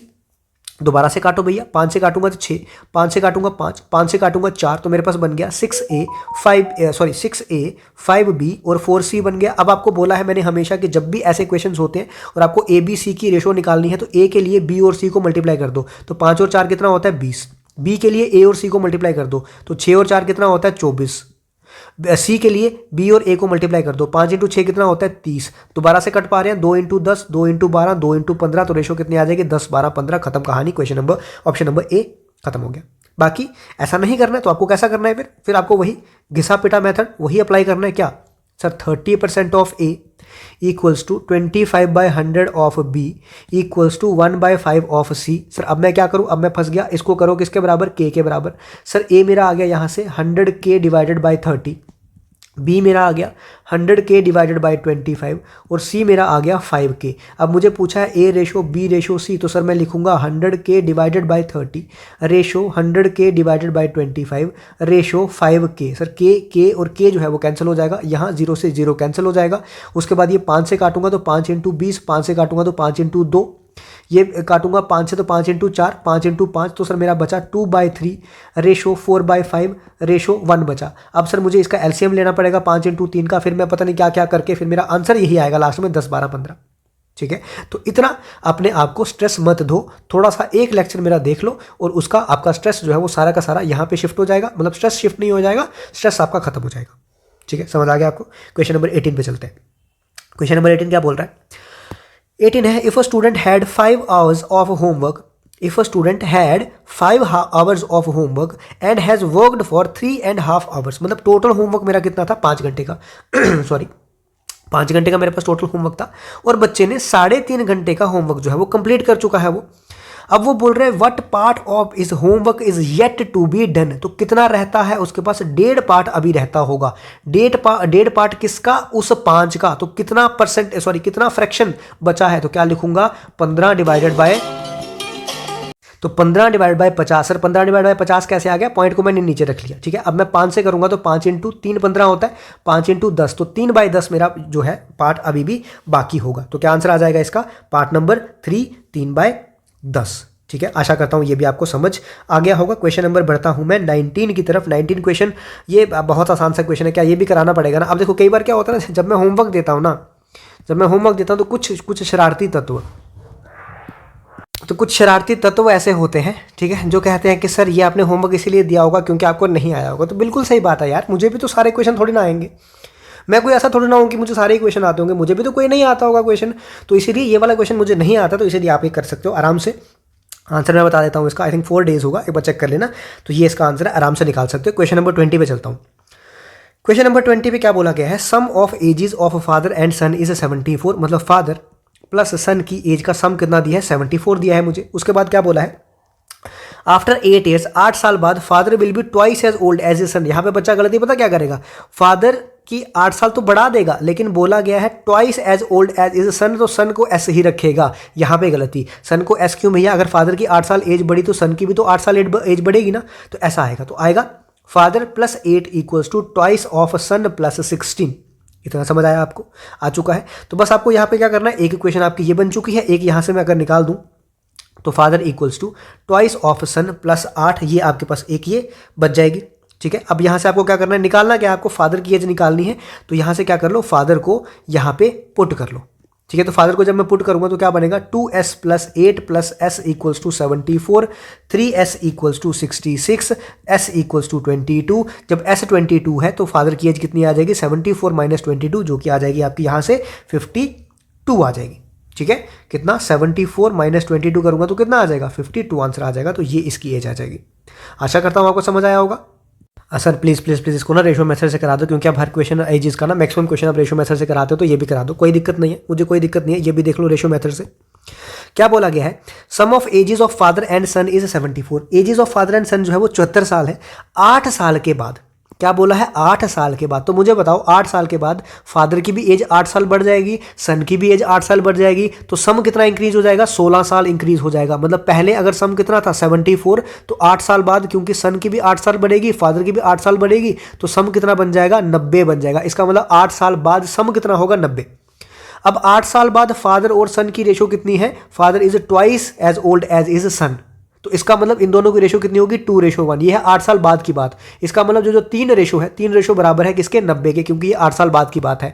1 ratio बराबर होगी किसके, 30 के। अगर 1 रेशो 30 के बराबर है तो फादर की एज कितनी है, 2 रेशो, तो 2 रेशो किसके बराबर होगी, 60 साल। लेकिन ये 8 साल बाद की बात थी। मुझे क्या पूछा है, प्रेजेंट एज, तो मतलब 8 साल पहले, तो 8 साल पहले फादर की as 52 years.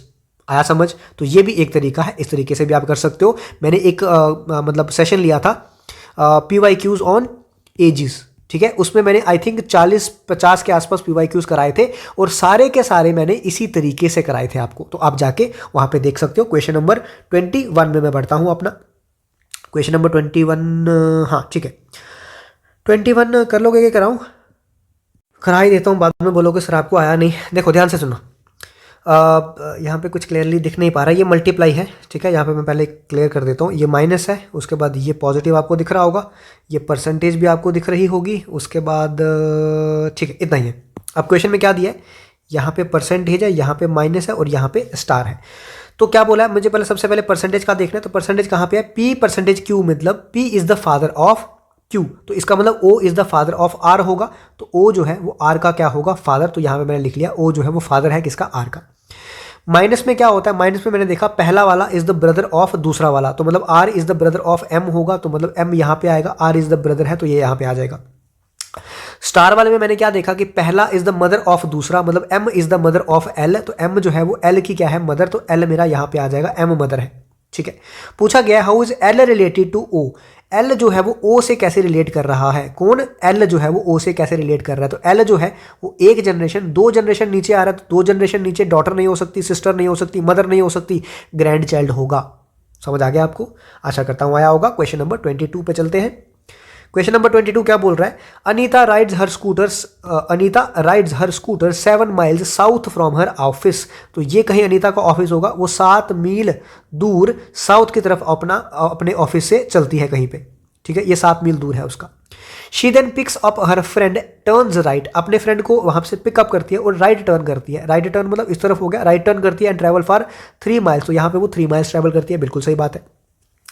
Then she take another right turn and rides for 15 miles, एक और राइट टर्न लेती है, मतलब राइट टर्न ये हो गया, और 15 माइल्स चलती है। 7 माइल तो ये था, ये कितना था यहाँ तक, 7 माइल्स, तो इसका मतलब 8 ये और ऊपर होगा इस पॉइंट से, ठीक है, यहाँ पे मार्क कर देता हूँ, इस पॉइंट से ये 8 और ऊपर होगा। उसके बाद क्या है, more to drop her friend, यहाँ पे वो अपने फ्रेंड को क्या कर देती है, drop. She then turn right and travels for 11 miles, अब वो राइट टर्न करके 11 माइल्स चलती है। तो इसका मतलब इतना आपको पता है कि ये क्या है, ये इतने तक क्या है आपका 3, तो ये कितना हो जाएगा आपका, यहाँ से आपका बचा 8, ठीक है, क्योंकि टोटल क्या है 11, और यहाँ पे अपने होम पे पहुंच जाती है। ठीक है, अब बोला गया है in which direction is her home from her office, office उसका यहाँ पे है। अब मैं इसका यहाँ पे ना वो बना लेता हूँ, ऑफिस का यहाँ पे था ये इस तरह से, ठीक है, ये मेरा आ गया नॉर्थ, ये मेरा आ गया साउथ, ये मेरा आ गया ईस्ट, ये मेरा आ गया वेस्ट। तो उसका ये जो है, ये जो क्या था, ये कहाँ पहुंची थी, ये होम पहुंची थी ना, वो पूछ रहा है वो बोल रहा है in which direction is her home from her office, उसके ऑफिस से होम किस डायरेक्शन में है। तो ये कौन सी डायरेक्शन है आपकी, कौन सी डायरेक्शन है आपकी, नॉर्थ ईस्ट। तो क्या ऑप्शन आ जाएगा, ऑप्शन नंबर डी। आशा करता हूँ ये भी आपको समझ आया होगा। 23 पे चलते हैं। अब ये आसान सा क्वेश्चन आ गया आपके लिए, हो सकता है थोड़ा सा मुश्किल हो जाए बट ठीक है, आसान है। क्या है, इसमें से कोई एक फिगर जो है वो ऑड है, बताओ कौन सी ऑड है। तो आप देख पा रहे हो कि सब में अंदर क्या है, क्वाड्रिलेटरल टाइप है, 4 साइडेड फिगर है, सब में 4 साइडेड फिगर है, सब में एक एक एरो है कहीं पे। तो मतलब मैं कुछ डिफरेंशिएट नहीं कर पा रहा हूँ, लेकिन यहाँ पे मैं ये डिफरेंशिएट कर पा रहा हूँ, ये किस तरफ चल रहा है, ये क्लॉकवाइज चल रहा है। ये एरो भी कैसे जा रहा है, क्लॉकवाइज जा रहा है। ये एरो भी कैसे जा रहा है, क्लॉकवाइज जा रहा है। लेकिन ये एरो कैसे जा रहा है, ये एंटी क्लॉकवाइज जा रहा है। तो ऑप्शन नंबर डी हमारा क्या हो जाएगा, क्या हो जाएगा, ये ऑड वन आउट हो जाएगा इस फिगर में। ठीक है, क्वेश्चन नंबर बढ़ते हैं आगे। तो मतलब ऑप्शन नंबर डी सही हो गया हमारा इस फिगर में। क्वेश्चन नंबर 24 पे बढ़ते हैं। सिमिलर क्वेश्चन मैंने अभी आपको ऊपर कराया ना ये वाला, ठीक है, 22 वाला। तो अब ये सिमिलर क्वेश्चन 24 भी कर लोगे क्या, तो ये भी आपका क्या है, होमवर्क है। ठीक है, आंसर इसका आई थिंक साउथ ईस्ट होगा, बट एक बार फिर भी देख लेना, कमेंट करके जो भी आंसर आएगा मुझे बता देना। Question number 25। अब आ चुकी है हमारी रीजनिंग, मैथ हमारा हो चुका है खत्म। रीजनिंग में क्या है, पहला क्वेश्चन 85 10 75 14 सामने दिख पा रहा है कि आपको अल्टरनेट सीरीज है, पहले डिक्रीज इंक्रीज डिक्रीज। तो इसका मतलब इसका लेना इसके साथ है, इसका लेना इसके साथ है, मतलब मुझे ये चाहिए इसका लेना इसके साथ होगा। तो 85 से 10 कम करके 75, 10 कम करके 65, आंसर बी पार्ट हो गया खत्म। नेक्स्ट है what number should come next in this series. इसमें नेक्स्ट नंबर क्या आएगा, तो आपको आसानी से दिख पा रहा होगा 10 से 11 जा रहे हैं, तो मतलब मल्टीप्लाई बाय 1 कहीं ना कहीं हो रहा है। 11 से 24 जा रहे हैं, मतलब 22 से ज़्यादा है, तो कहीं ना कहीं मल्टीप्लाई बाय 2 होगा। तो अब आपको पैटर्न यहाँ से पता चल गया, मल्टीप्लाई बाय 1 + 1, मल्टीप्लाई बाय 2 + 2। तो यहाँ पे कितना होगा, मल्टीप्लाई बाय 3 + 3। आगे कितना होगा, मल्टीप्लाई बाय 4 + 4। 75 × 4 कितना होता है, 300। 300 + 4 मतलब 304। ज़्यादा टाइम वेस्ट आपका नहीं करूँगा क्योंकि आसान क्वेश्चन थे। अब आओ क्वेश्चन नंबर 27 से। अब यहाँ पे फंसोगे थोड़ा सा, मतलब जितने आसान ये 2 क्वेश्चन थे, यहाँ पे आप थोड़ा सा फंसोगे। क्या होगा, यहाँ पे आप क्या बोलोगे, यहाँ पे सोचना पड़ेगा कि 2 से 3 जा रहे हैं, फिर 3 से 6 जा रहे हैं, फिर 6 से 7 जा रहे हैं। बट थोड़ा सा जो मतलब बच्चा शार्प है, थोड़ा सा दिमाग जिसने क्वेश्चन देखे हैं, वो देखेगा क्या, वो देखेगा सर 2 से 6 मतलब 4 का इंक्रीज है सर। 6 से 10 सर, यहाँ पे भी 4 का इंक्रीज सर, मैंने पकड़ लिया। 10 से 14 4 का इंक्रीज, 14 से 18 4 का इंक्रीज, 18 से 22 4 का इंक्रीज। सर यहाँ पे भी तो यही है, 3 से 4 का इंक्रीज करूंगा तो 7, 4 का इंक्रीज 11, 4 15, 4 19, 4 23। क्वेश्चन खत्म। अब कोई थोड़ा सा ज्यादा पढ़ा लिखा होगा तो वो क्या बोलेगा, सर ये इस तरीके से भी तो हो सकता था। मैं बोलूंगा बिल्कुल सही है सर, बोलने तो दो पहले। अच्छा ठीक है बोलो सर, ऐसे ये 2 और 3 जो है वो एक साथ आ रहे हैं, मतलब 2 और 3 मतलब कंसेक्यूटिव नंबर्स हैं। उसके बाद 6 और 7 कंसेक्यूटिव नंबर। सर मुझे ये नहीं पता कि 3 के बाद 6 कैसे आया, लेकिन मुझे ये पता है कि 6 और 7 कंसेक्यूटिव नंबर्स हैं। उसके बाद 10 और 11 जो है वो कंसेक्यूटिव नंबर्स है। 14 और 15 है, तो सर यहाँ पे 22 और 23 ही आने वाला है, मुझे पता था। तो इसका आंसर क्या हो जाएगा, 23। ऐसे भी कर सकते थे, या फिर पहले 1 का इंक्रीज, फिर 3 का इंक्रीज, फिर 1 का इंक्रीज, फिर 3 का इंक्रीज, फिर 1 का इंक्रीज, फिर 3 का इंक्रीज। तो इस 1 3 करके भी सीरीज ऐसे चलती जाती। जिस तरह से आपको सही लगे उस तरीके से करो। क्वेश्चन नंबर 28 पे हम लोग बढ़ते हैं। 28 क्या बोल रहा है, Rajan is the son of Rupa's mother in law's only sons Rishi. फंस गए क्या, तो ध्यान से सुनना, लैंग्वेज से कंफ्यूज नहीं होना है। Rajan is the son of Rupa's mother in law's only son. तो ऑफ से स्टार्ट करना है हमको। रूपाज मदर इन लॉ मतलब यहाँ पे रूपा होगी, रूपा की मदर इन लॉ मतलब रूपा का हस्बैंड होगा कोई, रूपा का हस्बैंड की जो माँ होगी वही तो रूपा की मदर इन लॉ हुई। Mother in law's only son, तो mother in law's only son मतलब वो हस्बैंड की ही बात की गई है। ठीक है, ओनली सन ऋषि, तो इसका मतलब हस्बैंड का नाम क्या होगा, ऋषि होगा। और ये जो है राजन वो उसका सन है, तो मतलब राजन इसका क्या है, सन है। तो राजन यहाँ पे आ जाएगा। पूछा क्या है, how is Rishi related to Rajan, तो ऋषि भैया राजन का फादर होगा।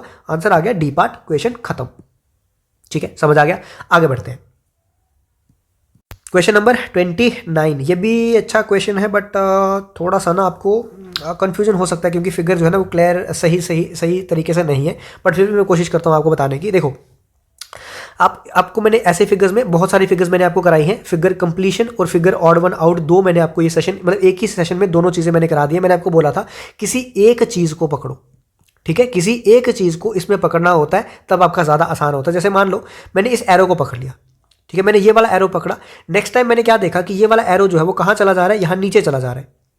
नेक्स्ट टाइम ये कहाँ चला गया, इस तरफ चला गया। अब ये एरो कहाँ जाएगा, कुछ ना कुछ करके ये एरो यहाँ आना चाहिए। तो ये यहाँ एरो किस ऑप्शन में है, एक ही ऑप्शन में है जो कि सी ऑप्शन है।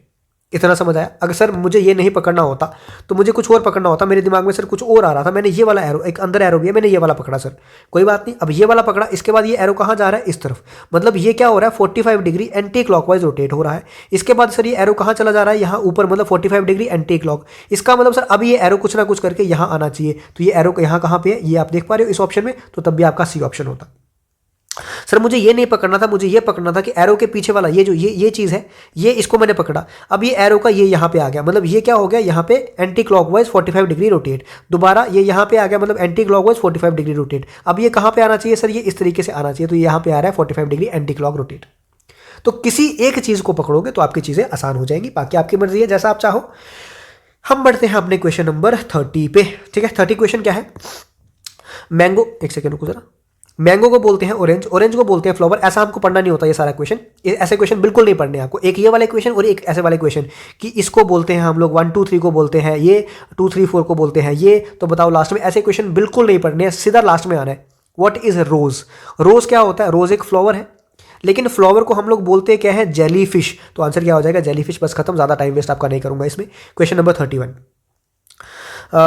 ग्रास जो है लॉन और क्रॉप जो है वो फील्ड में उगता है। ठीक है, तो ये आपको समझ होगा।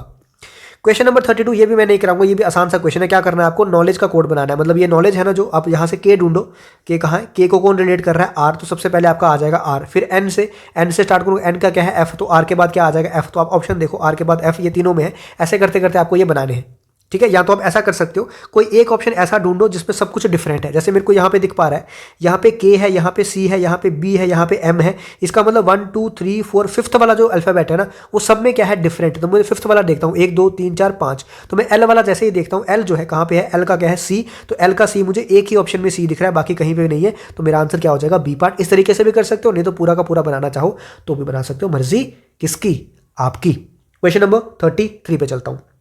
इस क्वेश्चन की बात कर रहा था मैं, ये क्वेश्चन भी मुझे नहीं पढ़ना है, डायरेक्टली मुझे क्या चाहिए, मुझे वेरी का कोड चाहिए। अब वेरी मुझे यहाँ पे दिख गया, वेरी मतलब या तो 3 हो सकता है, या 5 हो सकता है, या 6 हो सकता है, तो इसका मतलब 9 तो नहीं हो सकता, ये तो नहीं हो सकता बिल्कुल। अब और कहीं वेरी है, वेरी कहीं पे भी नहीं है, लेकिन 3 तो, ये सॉरी 3 तो कहीं पे और भी आ रहा है, तो मतलब 3 ऑप्शन नहीं हो सकता। 6 तो कहीं और पे भी आ रहा है, सॉरी 5 तो कहीं और पे भी आ रहा है, तो 5 भी ऑप्शन नहीं हो सकता, ऑप्शन नंबर आपका 6 हो गया। सर क्या बोला आपने, इतनी जल्दी बोल गए सर, हमें समझ नहीं आया। देखो ध्यान से सुनो, थोड़ा सा ध्यान से सुनो। वेरी हॉट डे है, मतलब या तो उसका आंसर 3 होगा, या 5 होगा, या 6 होगा, इतना तो पता है, क्योंकि वेरी सिर्फ इसी में है, समझ पा रहे हो, वेरी सिर्फ इसी में है, तो आंसर उसका 3 5 6 हो सकता है, 9 तो हो नहीं सकता, पहले मैंने इसको कट कर दिया। उसके बाद 3 आपका और जगहों पे भी आ रहा है, यहाँ पे भी आ रहा है, लेकिन यहाँ पे वेरी तो है ही नहीं ना। जब वेरी नहीं है तो यहाँ पे भी 3 आ रहा है, तो मतलब वेरी का कभी भी 3 नहीं हो सकता, तो 3 का भी वेरी नहीं हो सकता। अब यहाँ पे और क्या है, अगर आप ध्यान से देखो, 5 यहाँ पे भी आ रहा है, लेकिन यहाँ पे भी वेरी नहीं है ना, तो वेरी यहाँ पे भी नहीं है, तो 5 भी नहीं हो सकता कभी, तो इसका मतलब वेरी का क्या हो जाएगा, 6 हो जाएगा। समझ आ गया आपको, अब तो समझ आया होगा ना, अब भी नहीं आया तो फिर मैं क्या ही कर सकता हूँ। क्वेश्चन नंबर 34 पे बढ़ता हूँ, ये फिर से आ गया एक बार फिर से क्लॉक एंड मतलब डायरेक्शन वाला। अच्छा क्वेश्चन है वैसे, देखो ध्यान से सुनना। क्या बोल रहा है, सुरेश इज फेसिंग ईस्ट, तो सुरेश पहले ईस्ट फेस कर रहा है, तो मैं यहाँ पे बना लेता हूँ, सुरेश कहीं यहाँ पे इस तरीके से इसको फेस कर रहा है। उसके बाद क्या बोला गया है, यहाँ पे मैं आपको पूरा ना मतलब वो भी बना देता हूँ आपको, ईस्ट वेस्ट नॉर्थ साउथ, ताकि आपको दिक्कत का सामना कहीं पे ना करना पड़े, ध्यान से देखते रहना। ठीक है, ये आ गया आपका, और ये आपका आ गया इस तरह से, और ये आपका है सुरेश। ठीक है, ये आपका सुरेश आ गया। ठीक है जी, उसके अब देखो ध्यान से, Suresh is facing towards east, east की तरफ फेस कर रहा है, ये मैंने बता दिया। His teacher ties a black cloth around his eyes and ask him to spin clockwise 3.5 times, मतलब उसको बोला गया, पट्टी बांधी गई आंखों पे, और बोला गया कि 3.5 बार जो है वो क्लॉकवाइज घूमो। तो जब एक बार क्लॉकवाइज घूमेगा तो दोबारा कहाँ आएगा, इसी तरफ।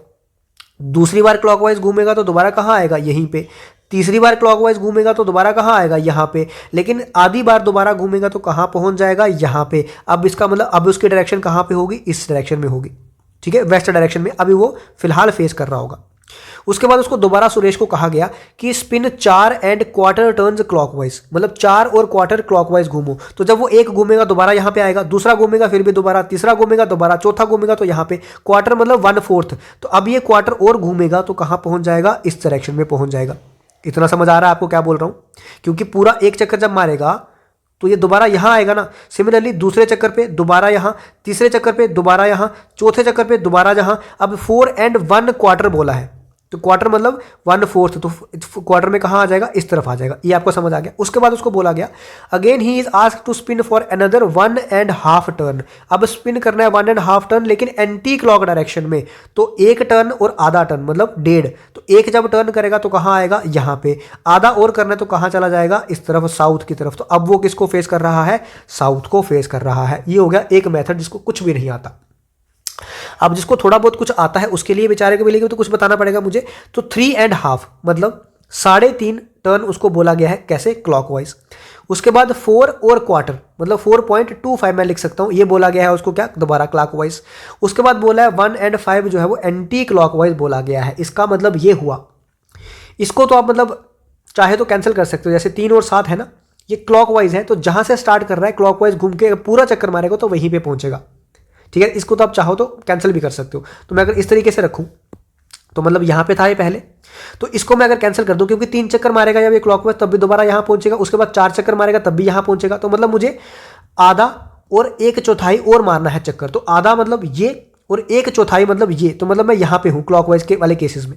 उसके बाद मुझे 1.5 जो है वो एंटी क्लॉक जाना है, तो 1.5 एंटी क्लॉक मतलब यहां से आधा पूरा एंटी क्लॉक ये हो गया, आधा एंटी क्लॉक और जाना है तो मैं कहां आ जाऊंगा, ये साउथ आ जाऊंगा। इस तरीके से भी आप कर सकते हो, मर्जी आपकी, जैसा आप चाहो, ठीक है। समझ आ गया आपको, आगे बढ़े। क्वेश्चन नंबर अपना 35 आ चुका है। Composite so is a composite number और 23 इज अ प्राइम नंबर, खत्म कहानी। क्वेश्चन नंबर 36 में हमको कुछ 4 फिगर्स दी हुई है और हमको बताना है कि कौन सी फिगर इसमें से डिफरेंट है बाकियों से। तो थोड़ा सा ऊपर कर देता हूँ ऑप्शन, आपको ध्यान से दिख जाए सारे, ऑल्दो इतने क्लियर नहीं होंगे बट काम चल जाएगा।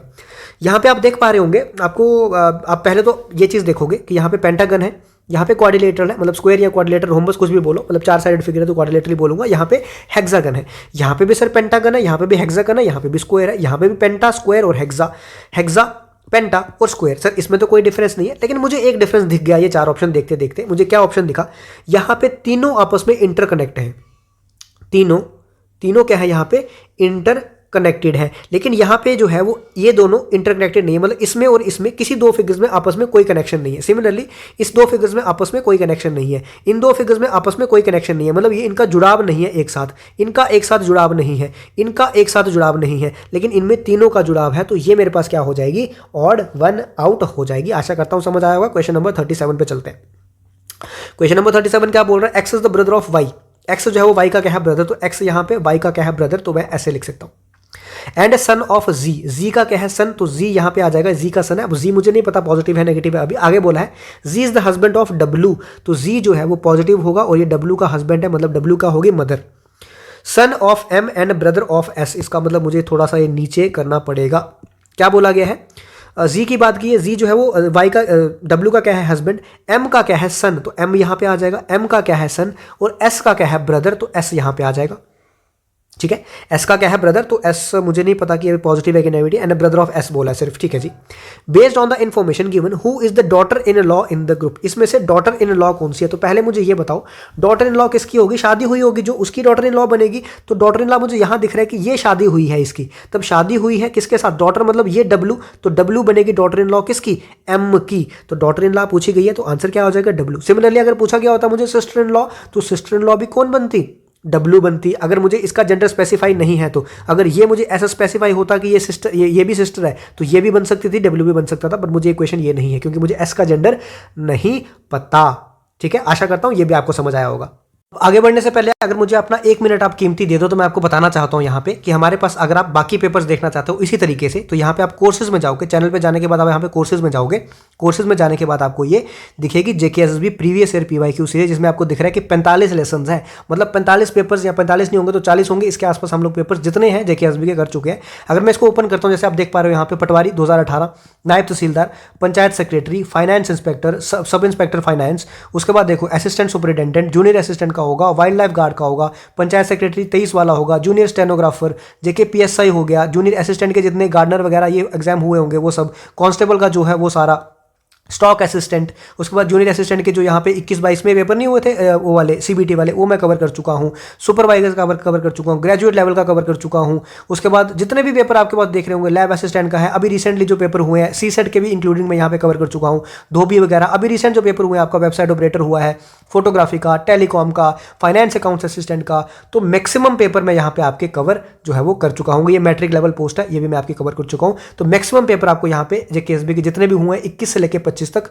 सारा आपको कवर कर चुका हूं। क्या ये आपके लिए पेड रहेंगे? नहीं। क्या इसमें कुछ कमी रहेगी? नहीं। क्या ये फ्री ऑफ कॉस्ट है? बिल्कुल सही। क्या मैं ये डिलीट कर दूंगा कभी? नहीं। क्या आपको कोई पैसे देने हैं? बिल्कुल नहीं देने हैं। तो सब कुछ बस आपको ये है कि आपको एक डेडिकेशन के साथ ये चीज़ें देखनी है। और इन चीज़ों को देखने से पहले आप मैथ्स लेक्चर अगर देख लोगे, थोड़ा सा अगर बेसिक चीज़ें आप इनको कवर कर लोगे, तो ये चीज़ें और ज़्यादा आपको क्लैरिटी देने लगेंगी। बाकी आपकी मर्जी है, जैसा आप चाहो। हम लोग करते हैं अपना paper continue.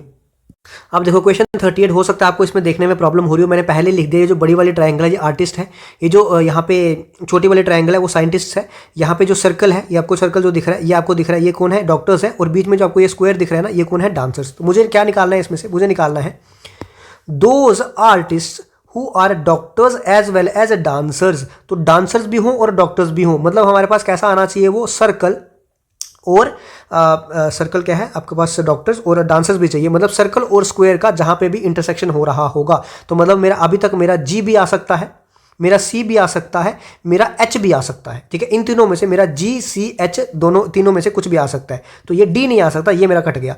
As well as scientist जो उसने बोला है, साइंटिस्ट भी मतलब वो ट्रायंगल के अंदर भी आना चाहिए। तो ट्रायंगल के अंदर सिर्फ और सिर्फ इनमें से कौन सा आ रहा है, एच आ रहा है। तो ऑप्शन क्या हो जाएगा इसमें से, बी पार्ट, मतलब एच ऑप्शन हो जाएगा। आंसर आपको पता चल गया होगा। नेक्स्ट क्वेश्चन में बढ़ते हैं, क्वेश्चन नंबर 39।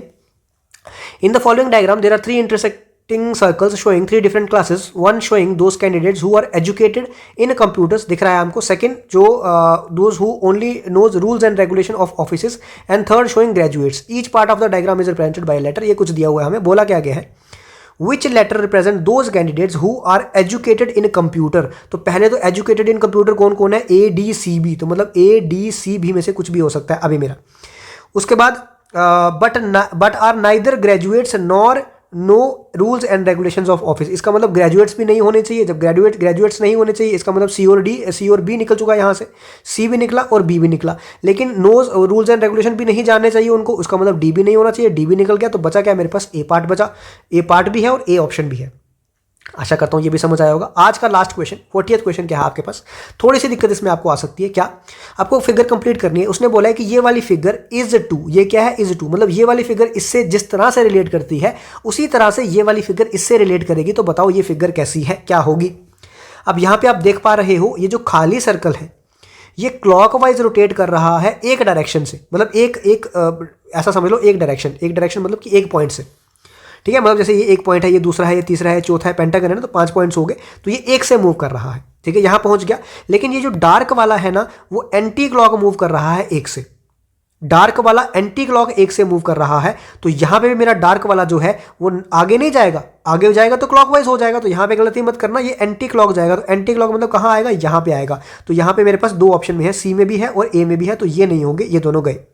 और क्लॉकवाइज ये जो ये वाला था ये कहाँ जा रहा था, क्लॉकवाइज एक आगे। तो ये क्लॉकवाइज एक आगे जाएगा, कहाँ जाएगा, यहाँ पे आ जाएगा। तो यहाँ पे मेरे पास ए ऑप्शन में है। तो ऑप्शन नंबर ए क्या हो जाएगा, इसका करेक्ट हो जाएगा, ठीक है।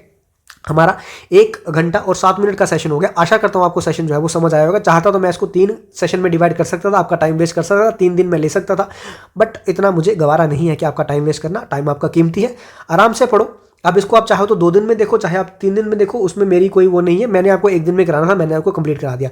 और बाकी जो मैंने आपको चीज़ें बताई यहाँ पे, आप चाहो तो ये सारे सेशन देख सकते हो, आपकी मर्जी है, जैसा आप चाहो, जैसा आपको अच्छा लगे आप चीज़ें देख सकते हो, ठीक है। तो आज के लिए मैं इतना रखूंगा, मिलेंगे अपने अगले सेशन में। अगले सेशन में कोशिश करूंगा और कुछ अच्छा लेके आऊँ, ठीक है। तो आप हमारे साथ बने रहना। यहाँ पे आपके पास टेलीग्राम लिंक है, जो भी आपको डाउट होता है वो टेलीग्राम लिंक यहाँ पे आप मुझे पूछ सकते हो, ठीक है।